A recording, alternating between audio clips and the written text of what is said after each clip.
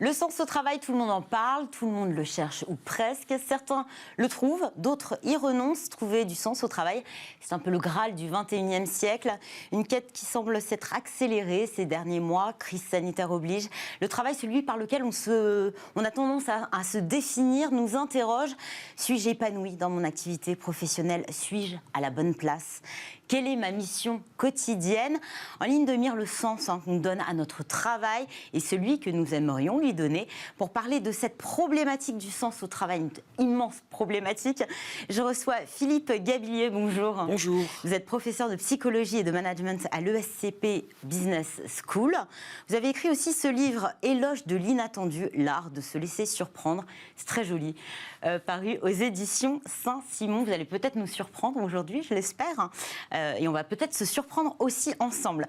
Laurent Payet-Chevalier, bonjour. Bonjour. Vous êtes professeur de philosophie et d'éthique au lycée Notre-Dame du Grand Champ, c'est à Versailles. C'est cela. On vous retrouve régulièrement dans notre séquence Smart Philo, qui a lieu le mercredi. Et Michael Mango, vous êtes le directeur général de l'Institut de l'économie du bonheur. En quelques mots, l'économie du bonheur? C'est une discipline sérieuse déjà. Elle donne envie déjà. On a envie de se pencher sur l'économie. C'est pas juste un concept marketing. C'est une discipline académique qui regarde comment nos décisions économiques et notre situation économique est corrélée, peut-être cause notre sentiment de bonheur, qui est un sentiment qu'on peut mesurer sur des échelles. Et qui se transforme, évolue, j'imagine. Chaque jour, il change, oui. Mais voilà, on fait des points réguliers et on voit des variables de bonheur avec des variables économiques et on les croise.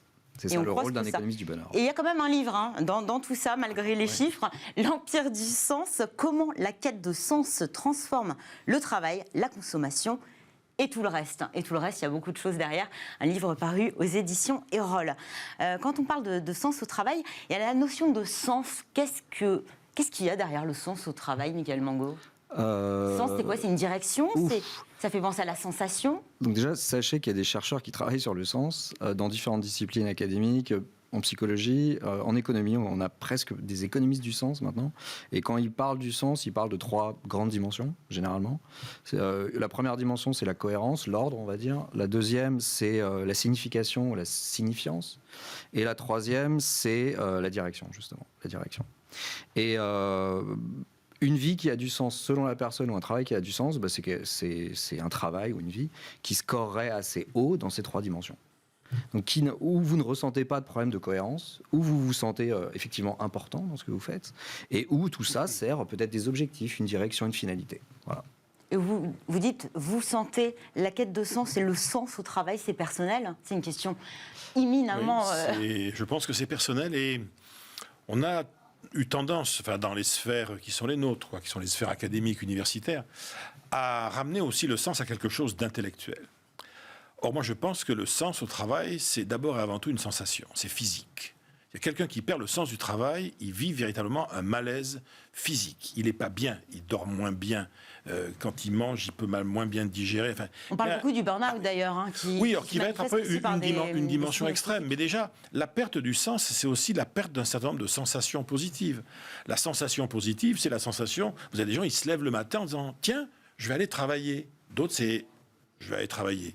Puis d'autres, c'est « Oh là là, il faut retourner au boulot, quoi ». Donc, la sensation physique qui va être derrière est aussi, en tout cas, un indicateur, me semble-t-il. Et c'est vrai que on se rend bien compte que le sens, en fait, est une interrogation, on en parlait, relativement moderne, pas le sens en général, mais le sens au travail vécu par le travailleur, celui ou celle qui travaille et qui voudrait maintenant donner un sens à tout ça. Une des raisons étant d'ailleurs que le sens qu'il y avait dans les grands idéaux, lui, il a disparu. Donc il faut bien qu'on trouve du sens dans ce qui est notre quotidien aujourd'hui. Et c'est vrai que notre quotidien, encore pour beaucoup de gens, reste le travail. Mais très fondamentalement, je crois qu'on est... Le mot travail, en fait, avait 3 significations à Rome. À Rome, quand on voulait parler de son travail, soit on disait labor, soit on disait ars, soit on disait opus. Labor, c'était le le travail laborieux, la bête de somme, quoi. Bon, donc le labor, il n'y avait pas avoir du sens, quoi. On fait ce qu'on dit, et puis c'est tout. Ars, c'était l'artisan. Ça serait aujourd'hui le plombier, l'électricien. Quelque part, le journaliste. Il y a quelqu'un qui fait un travail où il met en forme. Et puis il y a Opus. Opus, c'est les gens qui ont le sentiment qu'en travaillant, ils font une œuvre. Mais ça, c'est une petite minorité privilégiée, bien évidemment. Et la plupart du temps, nous, on se balade entre labor et Ars, quoi. Donc finalement, la question du sens, elle interroge aussi notre rapport au travail. Travail, je me trompe certainement pas, non, je suis allée vérifier, vient du latin tripalium, qui veut dire torture. Ou alors c'est une erreur de signification. Alors justement, j'ai cherché pendant des années d'où elle venait, donc je ne citerai pas la personne. On nous cite en sociologie, on nous qui est la source de l'erreur, mais j'ai trouvé qui était à l'origine de l'erreur. Mais en fait, tripalium, dans le dictionnaire d'étymologie de la langue française, M. Alain Rey stipule simplement que c'est simplement un outil à 3 pics qui servait à travailler la terre. Et l'étymologie la plus certaine, c'est la tension entre labor, ars et opus en latin. Alors pourquoi la langue française a-t-elle choisi le mot travail? Ce sont les mystères de l'étymologie. C'est la seule langue qui l'a fait, ça, d'ailleurs. Oui, apparemment. Monsieur Alain Rey n'est pas très au clair là-dessus. Il parle même d'un mystère, d'une énigme linguistique. On ne sait pas pourquoi ce mot a pris dans les siècles un avantage sur les 3 autres. Voilà. Donc, mais là où la chose est intéressante sur ce que monsieur disait, c'est que je vis le travail dans mon corps. Et je pense que ce qu'il ne faut pas oublier, c'est que le travail implique toujours à la fois dans labor, ars et opus, le corps du travailleur. La question est de savoir, est-ce que je peux mettre une forme de transcendance dans ce que je fais? Dans l'opus, il semblerait que c'est évident, dans l'ars aussi, dans le labor, un peu moins. Mais alors, la question du sens est en fait la volonté de ne pas basculer dans le non-sens. Parce que, alors, je prends un travail très simple, celui du fait de déplacer des pierres. Quand on déplace des pierres, on a à l'idée la route que l'on construit, le mur que l'on construit, qui est la partie transcendante, finalement, de l'acte que je pose. Et le corps, quand il est embarqué dans l'effort, trouve le repos dans la finalité que je me donne au moment où je soulève la pierre. Donc, en fait, l'effort est orienté dans le corps par la finalité que je me donne. Or, là où le travail devient insupportable, c'est quand la finalité, en langage téléologie, on ne la voit pas. On ne la voit plus. Et quand je commence à soulever la pierre, à partir de la 100e pierre, quand j'ai plus la finalité en moi, et non pas devant les yeux, la chose devient pénible. Et le basculement se fait... Alors, c'est Milan Kundera qui remarque ça dans L'insoutenable légèreté de l'être. Parce que Thomas, le protagoniste, est chirurgien, puis il abandonne tout pour conduire des camions. Ça peut arriver aussi aux grands chirurgiens. Reconversion professionnelle. Mais par la nécessité de l'insignifiance. C'est-à-dire que l'impossibilité qu'il a eue de redonner de la signification quand l'insignifiance a pointé. C'est-à-dire l'insignifiance, c'est le fait de ne pas pouvoir donner du sens, de ne plus pouvoir donner, d'être bloqué dans le non-sens. Et je pense que le problème du sens au travail, c'est non pas le fait de pouvoir donner du sens quand il est là, mais de pouvoir redonner du sens quand il n'est plus là. Parce que ce qui est en jeu, c'est l'épuisement, la fatigue, l'ennui. L'effort ne fait plus sens parce que j'ai plus l'objectif et je n'ai plus rien en moi pour rebasculer dans l'ordre de la signification. Et là, peut-être que le travail devient torture. Mais ce n'est pas son sens premier, je pense. Michael Mango, vous travaillez sur le bonheur. Est-ce qu'on peut être heureux au travail? Est-ce que le travail a pour vocation de nous rendre heureux, qu'il y ait sens ou pas, d'ailleurs? C'est philosophique, là. C'est plus mon domaine, ça. Est-ce que les gens sont heureux au travail? Oui. Il n'y a pas de problème de bonheur au travail, entre guillemets. Non. C'est 75% des gens qui se donnent un bon niveau de satisfaction à leur travail. Donc, il n'y a pas de ce problème-là. Et est-ce que le travail contribue au bonheur? Moins qu'on ne pense. C'est pas la corrélation entre les deux. Je suis désolé, j'ai un langage qui va être très à base de chiffres. Mais c'est très bien. Corrélation. La corrélation, elle n'est pas terrible, en fait. La corrélation entre la satisfaction au travail et la satisfaction dans la vie, elle est très faible. Très, très faible. Enfin, et pourtant, il y a une injonction au bonheur au travail, en fait. Oui, mais parce qu'il y a une injonction au bonheur partout, y compris au travail. Mais vous n'avez pas du tout besoin d'être heureux au travail pour être heureux dans la vie. Et on sait pourquoi. Alors ça, on peut investir d'autres champs, d'ailleurs. Exactement, tout simplement. Et puis, si vous êtes trop bien dans votre travail, ça va phagocyter le reste. Donc l'exemple typique, c'est les entrepreneurs. Ils adorent leur travail, c'est indéniable. En satisfaction, ils sont à 9 sur 10 tous, quasiment, c'est un truc incroyable. Mais quand on les questionne sur leur vie, rien. Ils sont comme les autres. Ils ne sont pas non plus en dessous, hein, mais ils sont comme les autres. Et donc, le bien-être qu'ils ont dans leur travail, la satisfaction générale qu'ils ont dans leur travail, elle ne percole pas jusqu'à leur faire réenchanter leur vie. Et on sait pourquoi après. Donc, on a creusé là-dessus. Et en fait, ils sont beaucoup moins satisfaits de leur vie familiale. Ils passent tellement de temps au boulot qu'avec leur femme... Ils ne voient plus personne. Beaucoup moins satisfaits de leur situation amicale, de leurs loisirs, etc., etc. Donc, ils désinvestissent les autres champs. Donc, c'est un peu un jeu de... C'est une question d'équilibre, en fait. Oui, ou accepter d'être insatisfait dans les autres champs, quoi. Avoir vraiment une orientation face à la vie qui est centrée sur le travail. Dans ce cas, vous pouvez être heureux en étant heureux dans votre travail. Ouais. Pour rester sur la question du sens au travail, quels sont les vecteurs de sens? Qu'est-ce qui donne du sens au travail? C'est la relation aux autres, Philippe Cabillier? En fait, je crois que c'est toute la distinction qu'on fait pas suffisamment, avec cette confusion entre le bonheur qui serait le bonheur au travail et le bonheur par le travail. Ce sont deux choses tout à fait différentes. Vous avez des gens pour qui le bonheur au travail, c'est le fait de savoir qu'ils vont retrouver des gens avec qui ils se sentent en communauté, voire même, disons-le, des copains, des copines. Ça fait partie. D'autres, leur sentiment de bien-être au travail fait qu'ils ont le sentiment qu'ils font quelque chose qui leur plaît vraiment. Ça les branche, quoi. Même si nous, ça nous paraît... Ça les anime, en fait. Ça les anime, bon. Après, vous en avez qui vont trouver avoir le sentiment que ce qu'ils font sert au moins à ils gagnent leur vie. Parce qu'il me semble qu'il faut toujours ramener ça à des expériences de vie concrètes.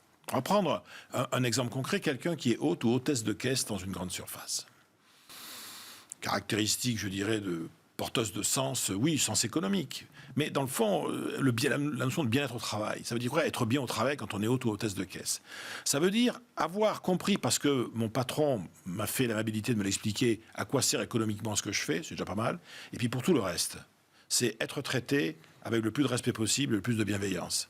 Et tout ira bien, parce que le sens profond de ma vie, lui, pour le coup, il sera ailleurs. Il sera dans ma communauté, avec mes enfants, quand je fais du sport, etc.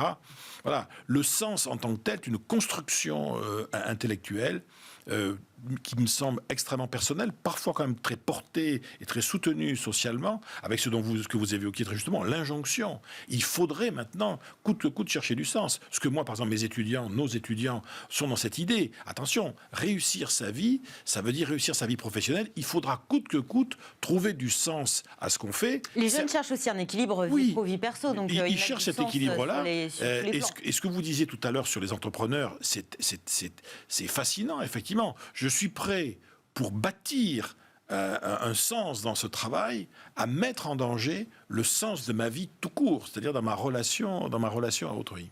On a le sentiment que la crise a un peu exacerbé cette quête de sens. Pourquoi? Excusez-moi, je voulais juste sauter sur ce que vous aviez dit. Il y a des chercheurs qui ont vraiment regardé ce qui contribuait au sentiment de sens au travail. Ils ont en gros trouvé 4 directions. Et les 4 directions sont vraiment en rapport avec ce que vous disiez, c'est-à-dire du ressenti, pas du tout de la pensée, du sens. Et ce ressenti, c'est je suis moi-même. Mon travail me permet d'être moi-même au quotidien. Donc je peux exprimer mes valeurs, mes talents, mes compétences. Je peux grandir, je peux me développer grâce à mon travail. Et ça donne du sens à ma vie. Le 3e, c'est je contribue à une œuvre collective.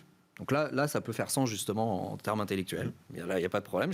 Cette partie-là ne m'a pas surpris, c'est tout le reste qui m'a surpris. Et la dernière, c'est juste je fais corps avec d'autres, j'appartiens à un collectif et ça me suffit. Et vraiment, à partir de verbatim, il y avait ces 4 directions qui ressortaient très très clairement. Et en fait, ces 4 directions qui sont constitutives de l'entreprise.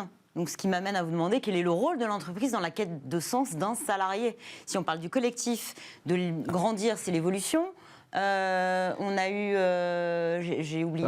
Il y a le développement personnel, il y a l'alignement avec soi. C'est ça, la liberté d'expression et un alignement sur les valeurs. Quelle est la part de responsabilité de l'entreprise? Est-ce qu'elle a un rôle à jouer dans cette quête de sens? Je vous laisse là-dessus. Là-dessus, je suis un peu sceptique. Je rappellerai un paragraphe de Nietzsche dans Parle là, le bien et le mal.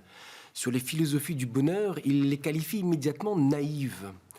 Avec l'argument suivant que je trouve très pertinent pour l'entreprise, c'est que pour que les choses avancent, pour entreprendre, ça présuppose un problème ou une difficulté. C'est-à-dire que je ne m'engage pas dans une entreprise en me disant c'est la béatitude, c'est le paradis, ça va être fun. Je m'engage parce que je vois qu'il y a un problème qui m'interpelle, le logement ou que sais-je, et je m'engage dans l'entreprise. Donc présupposer que l'engagement en l'entreprise vise immédiatement le bonheur, c'est peut-être manquer d'entrée de jeu le problème spécifique de l'entreprise et ce que requiert un engagement dans l'entreprise, c'est-à-dire l'effort nécessaire. Je vais en vacances, là, d'ailleurs, tout à l'heure, je vais pour être dans une béatitude parfaite. Mais on vous le souhaite.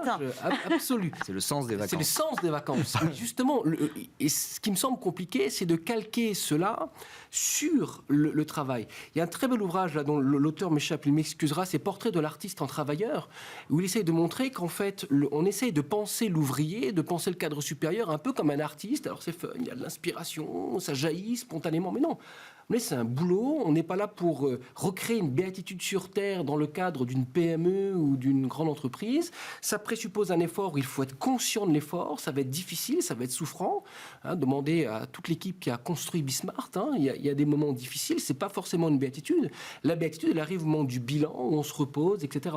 Donc je pense que le danger de vouloir faire de l'entreprise le lieu du bonheur possible, parce que ça nous empêche de penser l'effort nécessaire pour s'engager dans l'entreprise. Mais au-delà de l'effort, il y a quand même les notions de collectif, d'évolution. C'est ça aussi. C'est l'une des missions. Oui, mais ce sont je pense que des aspirations personnelles. Et je pense qu'il ne faut pas confondre les ordres. Bien sûr, l'entreprise, d'une manière seconde, fait évoluer la personne dans un cadre déterminé pour lui permettre d'acquérir des compétences, évoluer sa carrière, mais c'est un cadre second. Le cadre premier, c'est qu'on est là pour construire des murs. Mais elle-même, elle doit se donner une direction. Beaucoup se sont dotés d'une raison d'être. Sur le papier, le travail pourrait apporter beaucoup de sens. Le travail, parce que c'est une activité organisée, donc on va comprendre sa place dans le collectif. Il y a un collectif, comme vous l'avez dit, il y a des objectifs. C'est plutôt la partie alignement avec soi qui est problématique. Parce que là, exprimer votre créativité... Oui, c'est rarement... Il y a toujours un cadre, de toute façon. Donc là, le collectif vient rogner ça, vient se confronter à ça. Donc cette partie-là, elle n'est pas facile en entreprise. Mais tout le reste, c'est faisable et c'est même, sans doute, le travail est un lieu plus propice à l'expression du sens que d'autres lieux, par exemple les loisirs, parce que c'est plus organisé, parce que c'est forcément collectif, et parce qu'il y a des objectifs qui sont fixés. Donc c'est pour moi des dérèglements du travail qui font qu'on ne trouve pas le sens par le travail. Et c'est le travail en essence ou c'est le cadre qu'on y met ? Parce que tout le monde, là, je parlais de la crise tout à l'heure, mais beaucoup ont été mis en télétravail. Je pense que certains, entre quatre murs, chez eux, sans collègues, face à leur écran, ils n'ont pas trouvé beaucoup de sens à leur travail. Je suis d'accord avec vous. Vous avez raison, c'est le cadre, c'est l'organisation du travail. Je suis d'accord avec vous. Donc qui va impacter ça structurant, en fait, sur le sens. Ou pas, parce que vous voyez, même le télétravail nous a fait, au niveau des ressources humaines et des associations de dirigeants de ressources humaines, les gens qui n'ont pas voulu revenir, par exemple, les gens qui ne veulent pas revenir. Parce que vous avez des personnes qui, en travaillant chez elles, ont fait des découvertes. Elles ont découvert qu'en travaillant chez elles, leur productivité était accrue, leur sentiment de liberté au quotidien était augmenté, et elles évitaient un certain nombre de relations, on va dire peut-être dysfonctionnelles, pour ne pas dire toxiques, qu'elles pouvaient avoir au travail. Et que donc, c'est pas tellement qu'elles n'avaient pas de raison particulière de revenir en entreprise, c'est qu'elles avaient en fait toutes les raisons de rester chez elles. Et ça pose bien sûr un problème, avec là aussi cette croyance qu'il faudrait, là aussi on est dans l'injonction, il faudrait faire corps social, il faudrait faire une communauté.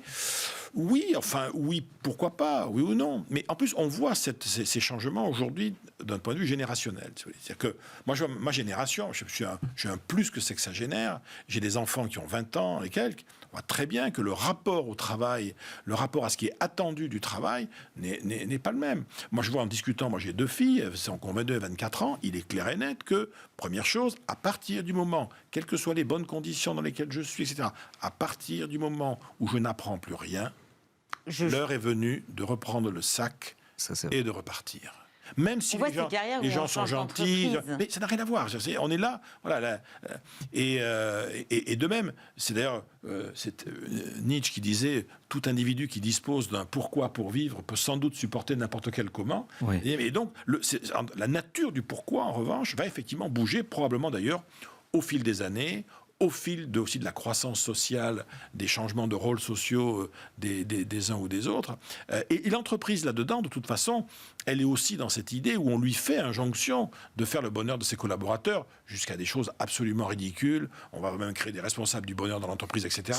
On est dans l'idéologie la plus invraisemblable. Ma grand-mère aurait dit la plus cucu, la praline qui existe. Voilà. En revanche, je dis toujours, si vous ne pensez pas que le bien-être peut quand même aider à la performance, eh ben, essayez avec le mal-être, puis on en reparle. Voilà. On parle de bien-être et la rémunération. Est-ce qu'elle rentre en ligne de compte? Est-ce qu'elle peut compenser un manque de sens? Évidemment, ça a été recherché, hein, et c'est pas du tout le premier levier. Hein. Non, c'est beaucoup plus la tâche, quelle tâche on fait, et le rapport aux autres. Très clairement, la dimension sociale du travail est beaucoup plus importante et pour le bonheur au travail et pour le sens au travail que la partie rémunération. De très très loin. Mais il faut qu'il y ait un minimum. Oui. C'est votre collègue philosophe, qui est André Comte-Sponville, qui disait fort justement, c'est vrai que l'argent ne motive pas, mais il faut reconnaître qu'il rend motivable. C'est-à-dire qu'à partir du moment où on a réglé ce problème de sous, on peut commencer après à parler d'autre chose. Mais quelqu'un qui meurt de faim, à part si c'est un anachorète, un ermite, il aura du mal à se concentrer sur le sens de la vie, quoi. Si c'est pas quoi manger à midi ou il dormira ce soir, il y aura problème. Et c'est le sens de cette émission aussi. En tout cas, merci à tous les trois. Merci à vous, Philippe Gabillier, professeur de psychologie et de management à l'ESCP Business School. Michael Mangot, directeur général de l'Institut de l'économie du bonheur. Et Laurent Paillet-Chevalier, professeur de philosophie et d'éthique. Je ne l'ai pas noté enfin, mais je crois que c'est le lycée Notre-Dame du Grand Champ qui est à Versailles. C'est ça. Restez avec nous tout de suite. Eh bien, c'est Fenêtres sur l'emploi et c'est juste avant de nous quitter.